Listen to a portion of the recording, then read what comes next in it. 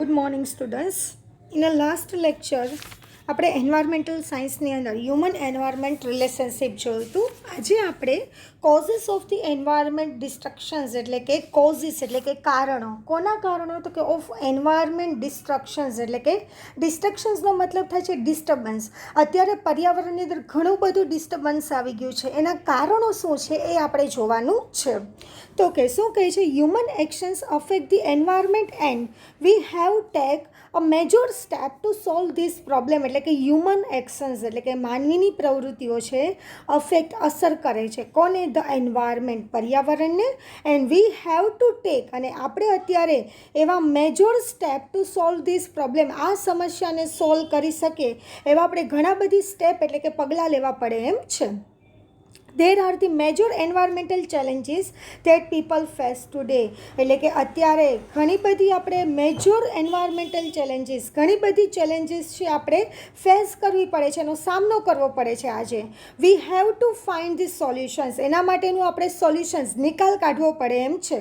Two this problem, આ સમસ્યા માટે. ટુગેધર એટલે કે સાથે મળીને. And lead to sustainable development on our planet earth, એટલે કે આપણી પૃથ્વી પરની જીવસૃષ્ટિ શક્ય રહે એના માટે સસ્ટેનેબલ એનું ડેવલપમેન્ટ એટલે કે એ જાળવી રહીએ. પર્યાવરણનું જે પણ આપણે શું કહેવાય છે કે વિનામૂલ્યે આપણે જે પણ પર્યાવરણ તરફથી મળે છે તો એને જાળવી રાખવા માટે આપણે ઘણા બધી એના સોલ્યુશન માટે આપણે સાથે મળીને એનું સોલ્યુશન લઈ આવવું પડે એમ છે. તો ફર્સ્ટ કોઝિસ શું છે? એન્વાયરમેન્ટ ડિસ્ટર્બન્સ શેના કારણે થાય છે? તો કે એની શું અસર થાય છે? તો કે ફર્સ્ટ લેન્ડ ડિગ્રેડેશન્સનો મતલબ થાય ઘટતું જવું, અથવા તો ડિસ્ટ્રક્શન્સ એટલે કે ડિસ્ટર્બન્સ થઈ ગયું. લેન્ડ એટલે કે જમીન. અત્યારે જમીન છે એ કેવી થઈ ગઈ છે? અશુદ્ધ થઈ ગઈ છે. તો કે હ્યુમન એક્ટિવિટીઝ, માનવીય પ્રવૃત્તિ, કેવી? તો કે like unchecked cutting of the trees and the forest. અત્યારે ફોરેસ્ટ અને ટ્રીઝ એટલે કે વૃક્ષો છે એનું અનચેકડ કટિંગ જેટલું કરવું જોઈએ એના કરતાં બહુ વધારે પડતું આપણે કરી અને માઇનિંગ એટલે કે ખોદકામ કરીએ છીએ આપણે. ખાણને એમાંથી આપણે શું કહીએ? માઇનિંગ કર્યું કહેવાય, ખોદકામ કર્યું કહેવાય. કે જે પથ્થરના ખાણને બનાવતા હોય છે તો પથ્થર મેળવવા માટે આપણે શું કરીએ છીએ? માઇનિંગ કરીએ છીએ. પછી છે અર્બનાઇઝેશન્સનો મતલબ શું થાય છે? શહેરીકરણ. એટલે કે શહેરીકરણ. અત્યારે ગામડાના લોકો દરેક શહેરોમાં વસવા માંડ્યા છે, જેનો મતલબ શું થયો? તો કે અર્બનાઇઝેશન્સ થવાને કારણે, શહેરીકરણ થવાને કારણે શહેરો છે કે જ્યાં કહેવાય ને કે અમુક જમીન છે ત્યાં સુધી જ શહેરની લિમિટેડ, એના કરતાં બહુ વધારે પડતું શું થઈ ગયું? કે શહેરીકરણ વધી ગયું છે, કે જેના કારણે વૃક્ષો છે એ બધું કાપી નાખવામાં આવે છે. એક્સપાન્શન્સ ઓફ ધી સિટી, આપણે સિટી છે એનું વધારે પડતું એક્સપાન્શન, શહેરનું વધારે પડતું એક્સપાન્શન્સ કરીએ છીએ. અને ટાઉન્સ એટલે કે અમુક આપણે શું કહેવાય છે? તો કે ટાઉનમાં રહેણાંક માટેનું આપણે શું કરીએ છીએ? જે ખેતીલાયક જમીન છે એને આપણે રહેણાંક વિસ્તારમાં આપણે ફેરવી દઈએ છીએ. ફ્રેગમેન્ટેશન્સ એટલે કે નાના ટુકડાઓમાં વિભાજન કરીએ છીએ. તો કે ફ્રેગમેન્ટેશન ઓફ ધી હેબિટેટ્સ, આપણે ઘણી બધી શું કહેવાય છે? હેબિટેટ્સ એટલે કે વારસાગત કરવા માટે આપણે નાના ટુકડામાં વિભાજન કરે છે. તો કે દાખલા તરીકે સંયુક્ત કુટુંબ હોય તો એની 100 વીઘા જમીન હોય તો એમાંથી ભાગ પડે એટલે નાના ટુકડાઓમાં જમીનનું શું થાય છે? વિભાજન થઈ જાય છે, et cetera. Creates the degradation of the land, જે શું કરે છે? તો કે ડિગ્રેડેશન ઓફ ધી લેન્ડ, જમીન છે એનું શું કહેવાય છે? ડિસ્ટર્બન્સ કરે છે. And becomes the threats for us, અને એ આપણા માટે ભયભર્યું છે. Steps like the convergence of the nature, forest, green cover, implementation of the habitat protections of our ecosystem, etc. can work towards restoring the healthy environment on the earth. હવે આના માટે આપણે શું કરવું જોઈએ? તો કે કન્વર્ઝન્સ ઓફ ધી નેચર, આપણે કુદરતમાં રહેવાનું વધારે પડતું ટ્રાય કરવું જોઈએ. નેચરલી વસ્તુ છે એનો જ યુઝ કરવો જોઈએ. ફોરેસ્ટ એટલે કે જંગલોનું રક્ષણ કરવું જોઈએ. ગ્રીન કવર, દરેક જગ્યાએ વૃક્ષો વાવવા જોઈએ કે જેના કારણે હરિયાળી ફેલાય. Implementations of the habitat protections of our ecosystem, એટલે કે આપણે નાના ટુકડામાં ઘણું બધું વિભાજન કરીએ છીએ તેને રક્ષણ આપવું જોઈએ. Can work towards restoring the healthy environment on the earth, તો આના દ્વારા તમે પૃથ્વી ઉપર હેલ્ધી એન્વાયરમેન્ટ, સારું પર્યાવરણ ફરીથી તમે એને સ્ટોર કરી શકો છો. Second one is a poaching and overfishing. Poaching એટલે કે આપણે શું કરીએ છીએ તો કે અમુક જથ્થો ઘટી જાય છે. શું કામ એ ખૂટી જાય છે તો કે ઓવર ફિશિંગ, શિકાર કરવાને કારણે અમુક જથ્થો છે એ ખૂટી જાય છે. તો કે human activities like poaching and over fishing have become a serious threats to many species. આ બહુ કહેવાય ને કે ભયજનક, સિરિયસ થ્રેટ્સ એટલે કે વધારે પડતો ભયંકર છે. કોના માટે? ટુ મેની સ્પાઇસીસ, ઘણા બધી જીવજંતુઓ છે એના માટે આ વધારે પડતું કેવું છે? ભયજનક છે. All spices are a part of very large ecosystem. આ દરેક જીવજંતુઓ, સૂક્ષ્મ જીવજંતુથી લઈને દરેક મોટા જીવજંતુઓ છે એ દરેક એક આખી આપણી વિશાળ ઇકોસિસ્ટમ છે, પર્યાવરણ છે, એનો દરેક ભાગ ભજવે છે. By unchecked and large number of killing of the such species. આપણે જોયા કર્યા વગર આપણે ઘણા બધી કિલિંગ એટલે કે મારી નાખે છે, ઘણા બધી સ્પાઇસીસને આપણે મારી નાખીએ છીએ. We lose them a permanently and thereby damage our ecosystem. જે શું કરે છે તો કે પરમેનન્ટલી એટલે કે કાયમી માટે, અથવા તો and thereby damage our ecosystem, અને ડેમેજ કરે છે, નુકસાન પહોંચાડે છે આપણી ઇકોસિસ્ટમને. Strict laws and its effective implementation can put a check on such activities. એટલા માટે આપણે સ્ટ્રિક્ટ એટલે કે બહુ વધારે પડતું સ્ટ્રિક્ટલી રહી અને લોઝ એટલે કે કાયદાઓ ઘડવા પડે છે, એન્ડ ઇફેક્ટિવ ઇમ્પ્લિમેન્ટેશન અને એનું બહુ અસરકારક રીતે શું કરવું પડે છે? ઇમ્પ્લિમેશન કરવું જોઈએ. Can put a check to such activities, કે જેના કારણે આ એક્ટિવિટીઝ આપણે અટકાવી શકીએ છીએ. દાખલા તરીકે આપણે જોઈએ છે તો કે ફોરેસ્ટ છે, તો ફોરેસ્ટમાં વન્ય પ્રાણીઓ છે, વાઇલ્ડ લાઈફ એનિમલ્સ છે, તો એને શું કરે છે તો કે મારી નાખે છે. તો કે દરેક મનુષ્ય છે પોતાના સ્વાર્થ માટે આ જંગલી પ્રાણીઓને પણ એટલું જ નુકસાન પહોંચાડે છે. તો એ ન કરવું જોઈએ. તો એના માટે આપણે શું કરે છે? આપણી ગવર્મેન્ટ છે સ્ટ્રિક્ટ લોઝ એટલે કે ઘણા બધી કાયદાઓ ઘડે છે. થર્ડ વન ઇઝ એગ્રીકલ્ચર, ખેતી. Agriculture is one of the biggest economic activities on the અર્થ. એટલે કે પૃથ્વી ઉપર આર્થિક ઇકોનોમિક એક્ટિવિટીઝ એટલે કે આર્થિક પ્રવૃત્તિઓમાં સૌથી મોટામાં મોટી પ્રવૃત્તિ હોય તો એ કઈ છે તો કે એગ્રીકલ્ચર, ખેતી છે. Excessive use of the fertiliser એટલે કે આપણે વધારે પડતું ફળદ્રુપતા, ફર્ટિલાઇઝરનો મતલબ તે ફળદ્રુપતા માટે આપણે ઘણું બધું શું કરીએ છીએ? એનો વધારે પડતો યુઝ કરીએ છીએ. પેસ્ટિસાઇડ્સ એટલે કે આપણે ઘણી બધી પેસ્ટિસાઇડ્સ વસ્તુઓ છે કે જેમાં કહેવાય ને કે કેમિકલ્સ વાળી બધા આપણે દવાઓનો છંટકાવ કરીએ છીએ. Multiple crops without a natural replacement of the minerals in a soil have caused a large scale degradations or the erosions of the soil quality and the underground water resources in a many areas. એટલે કે multiple crops without a natural replacement of the minerals એટલે કે એની અંદર આપણે અત્યારે કહેવાય ને કે આર્ટિફિશિયલ બિયારણો આવવા માંડ્યા છે, હાઇબ્રિડ બિયારણો આવવા માંડ્યા છે, કે જેના કારણે આપણી જે કુદરત તરફથી જે નેચરલ વસ્તુ મળતી હતી એ મળતી નથી. તો કે અત્યારે હાઇબ્રિડ્સ છે એનો વધારે પડતો અમુક કહેવાય ને કે 3-4 જાતને ભેગી કરી અને ક્રોપ્સ બનાવવામાં, બિયારણ બનાવવામાં આવે છે. તો એના કારણે soil have a cause a large scale of the degradation, જેના કારણે જમીન છે એને પણ શું થાય છે? નુકસાન પહોંચાડે છે. ઓફ ધી સોઇલ ક્વોલિટી, જમીનની જે ક્વોલિટી છે એ પણ ઘટી જાય છે, અને અંડરગ્રાઉન્ડ વોટર્સ રિસોર્સિસ છે, ભૂગર્ભ પાણી છે, એને પણ ઘણું બધું નુકસાન પહોંચાડે છે. અત્યારે કહેવાય ને કે રાસાયણિક ખાતરનો આપણે યુઝ કરીએ છીએ, ત્યારબાદ આપણે પેસ્ટિસાઇડ્સ એટલે કે અમુક ટોક્સિક કહેવાય ને કે ઝેરી દવાઓનો છંટકાવ કરીએ છીએ. તો એના કારણે એ જમીનમાં ભળે અને જમીનમાંથી એ ભૂગર્ભ પાણીમાં ભળે, કે જેના કારણે જમીન અને પાણી બંને પ્રદૂષિત થાય છે, કેમિકલવાળું બને છે.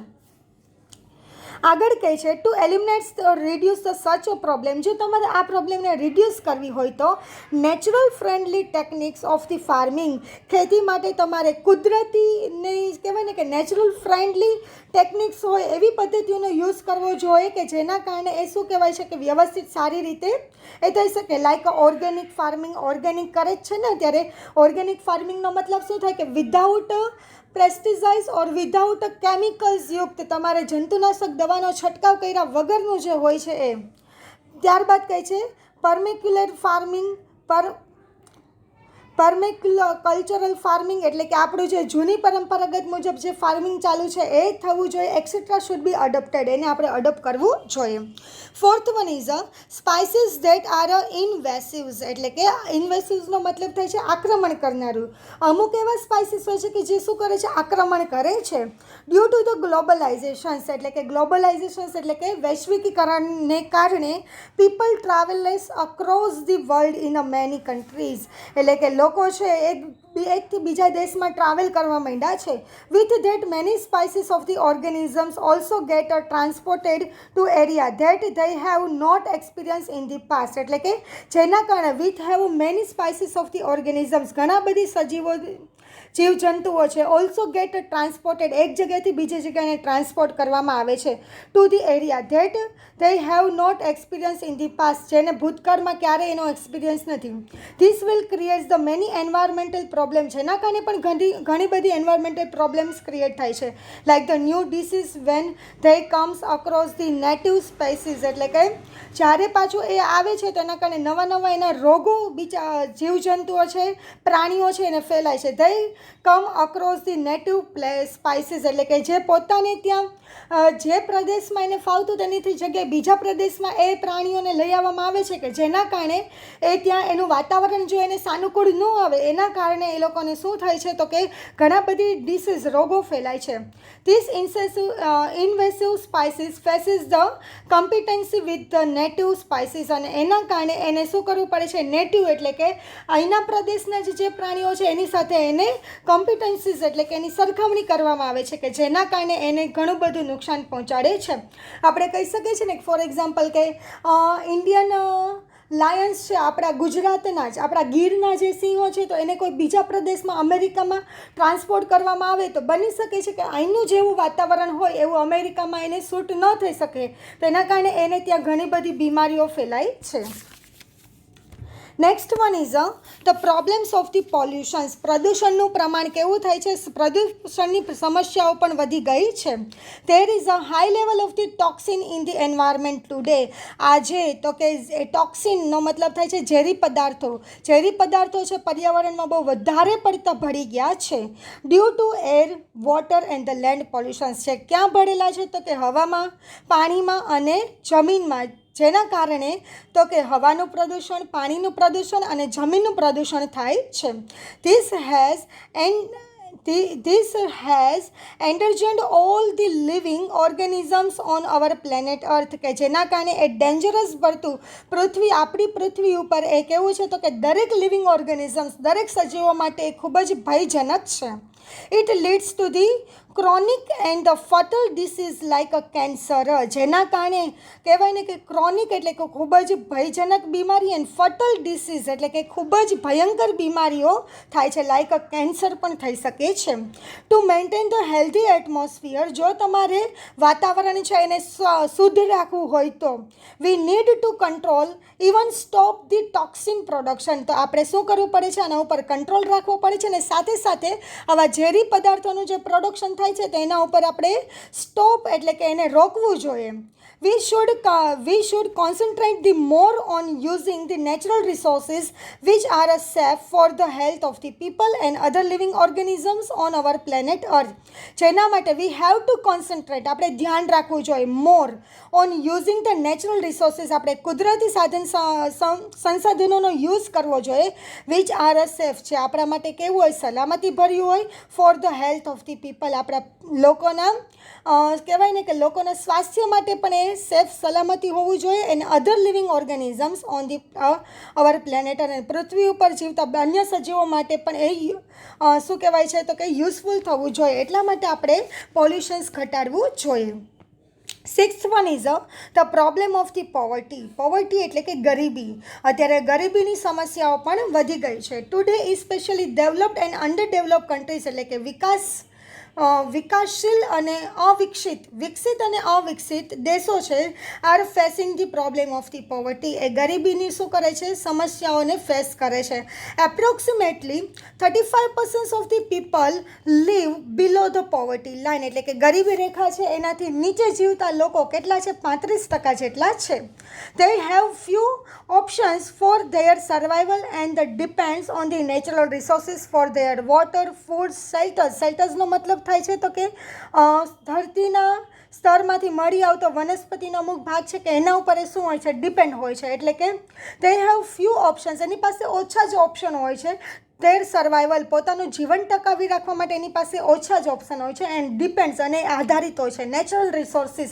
કયા natural resources? Four there water, પાણી માટે, ફૂડ માટે, એન્ડ શેલ્ટર્સ એટલે કે અમુક વનસ્પતિનો ભાગ છે એના માટે હોય છે. This will creates the more pressures on the ecosystem of the world and the difficult to sustain with such a heavy usage. એટલે કે આના માટે ધીસ ક્રિએટ્સ એ બહુ વધારે પડતું પ્રેશર કરે છે ઓન ધી ઇકોસિસ્ટમ, પર્યાવરણને વધારે પડતું પ્રેશર કરે છે ઓફ ધી વર્લ્ડ, વિશ્વમાં, and difficult to sustain to such a heavy usage. અને આ વધારે પડતો જે યુસેજ કરે છે તેને મેન્ટેન રાખવા માટે પણ એ ડિફિકલ્ટ હોય છે. We need to solve such issue of the poverty for balancing and sustainable natural for all the peoples around the world. તો એના માટે વી નીડ ટુ સોલ્વ, આને જો તમારે સોલ્વ કરવું હોય તો સચ ઇશ્યુઝ ઓફ ધી પોવર્ટી, ગરીબી રેખા માટેના જે પણ ઇશ્યુ છે for a balancing and sustainable natural, અને એને દૂર કરવું. ગરીબીના જે પણ ઇશ્યુઝ છે, પ્રોબ્લેમો છે એને દૂર કરશો અને સાથે સાથે બેલેન્સિંગ એટલે કે સમાંતર રીતે અને sustainable natural resources four the all the people, દરેક લોકો માટે સમાંતર રીતે ને કુદરતી આપેલા જે રિસોર્સિસ છે એનો સમાંતર રીતે વહેંચણી કરો અને એને જાળવી રાખો કે જેના કારણે પોવર્ટીની સમસ્યા દૂર થાય. Next one is excessive use of the fossil fuels. એટલે કે ફોસાઇલ ફ્યુલ્સનો મતલબ થાય છે અશ્મિભૂત ઇંધણ. તો એનો એક્સેસિવ એટલે કે બહુ વધારે પડતો આપણે યુઝ કરીએ છીએ. તો કે અશ્મિભૂત ઇંધણની અંદર આવે છે ફ્યુલ્સ ને બધું આવે છે એ કે જે કેવો છે તો કે નોન રિવરેબલ્સ રિસોર્સિસ છે, એટલે પુનઃ અપ્રાપ્ય રિસોર્સિસ છે. તો એનો યુઝ બહુ વધારે પડતો થઈ ગયો છે કે જેના કારણે નેક્સ્ટ જનરેશન્સ છે, આવતી પેઢીને શક્ય છે કે જેટલો પૂરતો પ્રમાણમાં જથ્થો મળવો જોઈએ એટલો મળતો નથી.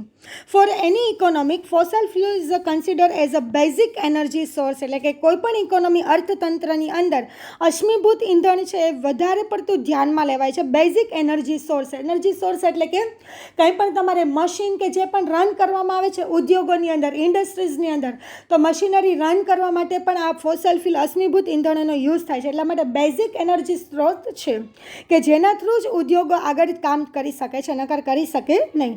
It is also true that, એ પણ સાચું છે, it is a biggest harmer that cause the major damage to the environmental destructions like the greenhouse impact, water pollutions etcetera. પણ એ પણ સાચું છે કે it is a biggest harmer એટલે કે બહુ નુકસાનકારક છે. That causes the major damages છે, ઘણું બધું ડેમેજ એટલે કે નુકસાન પહોંચાડે છે ટુ ધી એન્વાયરમેન્ટ ડિસ્ટ્રક્શન્સ, પર્યાવરણની અંદર ડિસ્ટર્બન્સ લેવા માટે ફોસલ ફ્યુલ વધારે પડતું જવાબદાર છે. જેના કારણે like a greenhouse impact, greenhouse અસર થાય છે, વોટર પોલ્યુશન, પાણીનું પ્રદૂષણ ભળે છે etcetera. The sources of the fossil fuels are depleting at the fast pace. એટલે કે અત્યારે ઝડપથી આ અશ્મિભૂત ઇંધણ છે એનો જથ્થો છે ઘટતો જાય છે. ડિપ્લીટિંગનો મતલબ થાય છે ઘટતું જવું. વી need to develop the new technology. તો આપણે નવી ટેકનોલોજીનો ડેવલપ કરવો જોઈએ, વિકાસ કરવો જોઈએ વિથ અલ્ટરનેટિવ રિસોર્સિસ કે જે પૂરક રિસોર્સિસ હોય that are completely renewable in the future.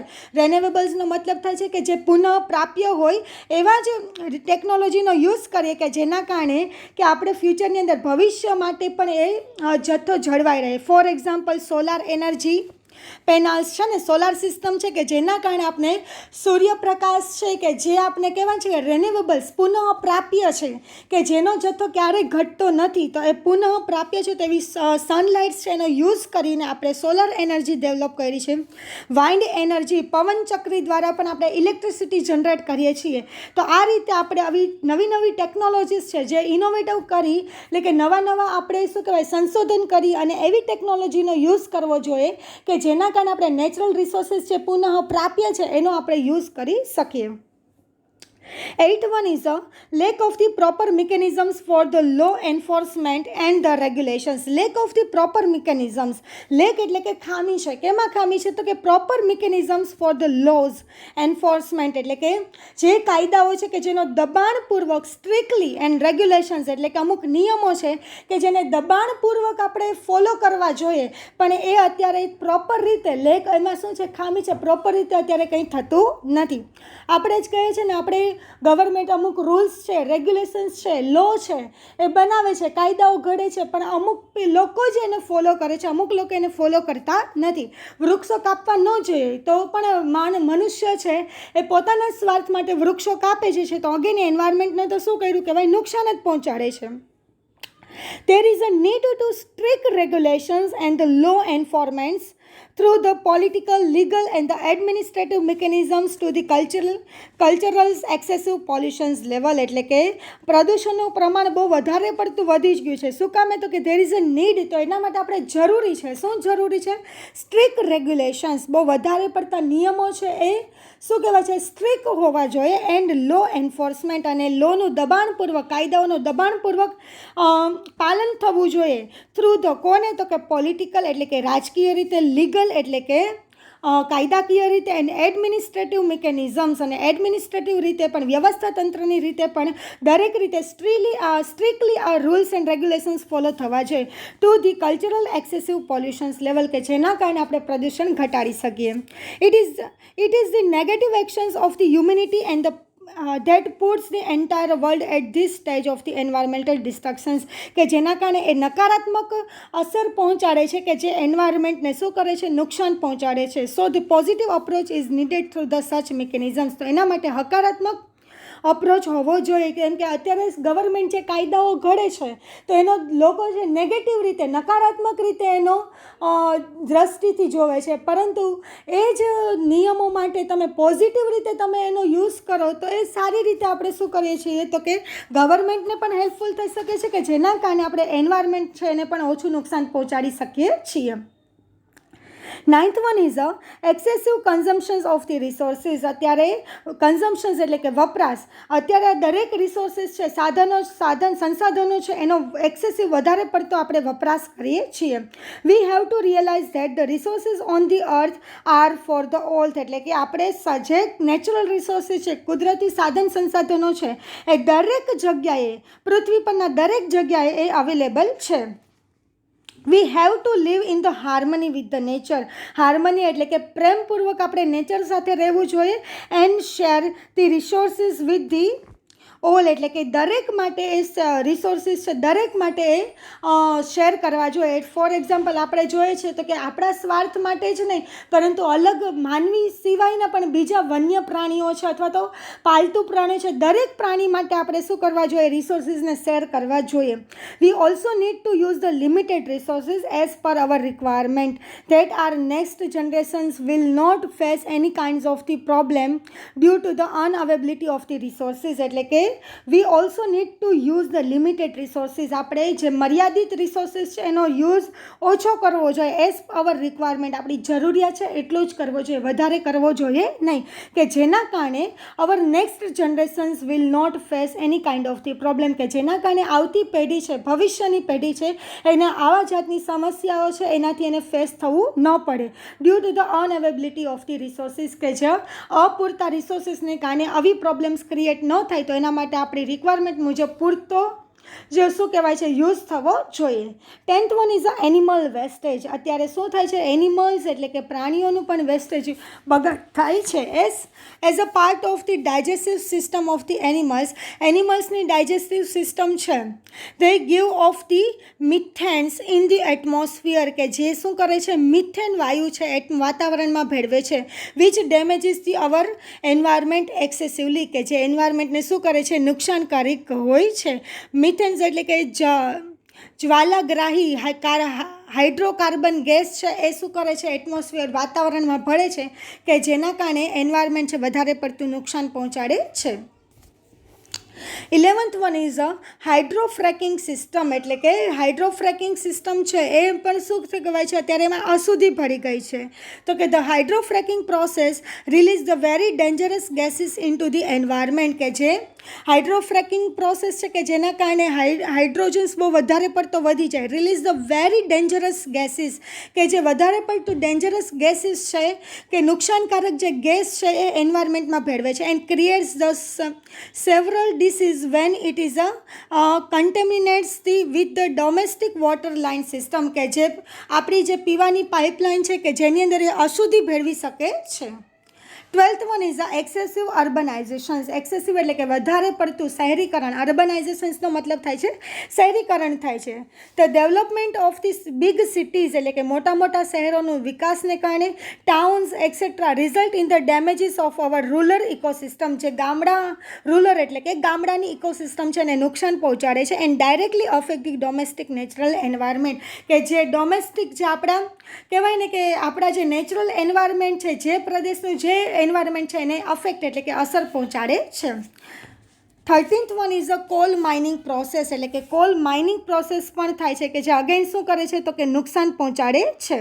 તો કે mining process of the coal, lignites and the other substructions releases heavy amount of the CO2. જે કોલ માઇનિંગ પ્રોસેસ છે કે જેના કારણે તો કે વધારે પડતો એ કાર્બન ડાયોક્સાઇડ વાયુ છે એન્વાયરમેન્ટમાં ભેળવે છે. Carbon dioxide in the environment which endangerous human life છે. હ્યુમન લાઈફ, માનવીની જે લાઈફ છે એને શું કરે છે, ડેન્જર છે, એના માટે ડેન્જર હોઈ શકે છે. 14th one is a road constructions in the natural habitats. એટલે કે આપણી સુવિધા માટે નેચરલ હેબિટેટ્સ એટલે કે આપણી સુવિધા માટે આપણે રોડનું શું કરીએ છીએ, કન્સ્ટ્રક્શન્સ કરીએ છીએ. કે જેના માટે રોડ બનાવવા માટે આપણી ઘણી બધી જમીન છે એનું ખોદકામ કરી નાખે છે કે જેનાથી જમીન છે એનું ધોવાણ થઈ જાય છે. Due to the constructions of the road for the travelling and the transportations purpose in the natural habitats, it has caused the destructions of the wildlife living in these areas. કે જેના કારણે જંગલી વન્ય પ્રાણીઓ છે એને નુકસાન થાય છે in these areas and many drives away weak the species from that place. એટલે કે આ જે પ્લેસ હશે, રોડ બનાવવા માટેનો જે પ્લેસ જગ્યા હશે તો ત્યાં જે જીવજંતુઓ છે એ પ્રોપર રીતે રહી શકશે નહીં. 15th one is a landfill areas. એટલે કે અત્યારે જમીન છે એ બંજર થઈ ગઈ છે, રણ પ્રદેશમાં ફેરવાઈ જાય છે. Filling landfill areas has serve the impact on the near by the surrounding the place by creating an imbalance in the environment. છે એન્વાયરમેન્ટની અંદર અપૂરતું શું કરે છે, ઇમ્બેલેન્સ કરે છે. ફોર એક્ઝામ્પલ એર ક્વોલિટી, ત્યાંની હવા છે એની ક્વોલિટીમાં ઘટાડો થાય છે. વોટર સપ્લાય છે પૂરતું મળતું નથી.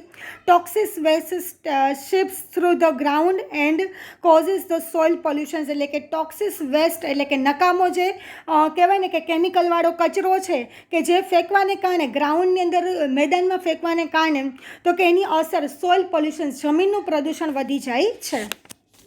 16th વન ઇઝ અ ડિફોરેટેશન્સ. એટલે કે વન નાબૂદી થઈ જાય છે. Deforestation is a happening all over the world for the human needs like the habits, woods etcetera. એટલે કે વન નાબૂદી છે હેપનિંગ એ ઘણી થાય છે ઓલ ઓવર ધી વર્લ્ડ, આખા વિશ્વમાં છે. For human needs like the habitats. આપણી જરૂરિયાત માટે આપણે લાકડું છે શું કરીએ છીએ, લાકડું મેળવવા માટે આપણે વૃક્ષો કાપી નાખીએ છીએ કે જેના કારણે વન નાબૂદી થાય છે.